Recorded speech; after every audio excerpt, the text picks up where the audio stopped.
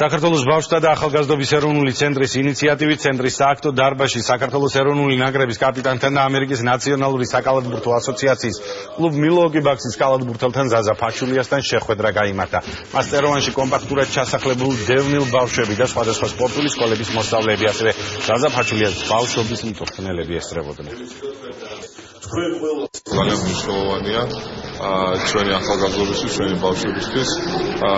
თუნდაც ის გაზიარება იმ გამოსხილების რაც მე მივიღე სხვა ქვეყანაში, იმედი მაქვს, რომ ეს ჩვენი საუბარი დაეხმარებათ ამ ჩვენს ახალგაზრდებს მომავალში. რაც თავარია, რომ ჩვენ ძალიან ცნობილ სახელებს, ცნობილ სპორტსმენებს ხდებიან ცენტრის ბენეფიციარი ბავშვები. კარგად მოგეხსენებათ, რომ ყოველდღიურობაში ამ ბავშვებს არ აქვთ განსაკუთრებული პირობები და ყველა ესეთი შეხვედრა დარწმუნებული ვარ, რომ მათ ცხოვრებაზე დადებითად აისახება.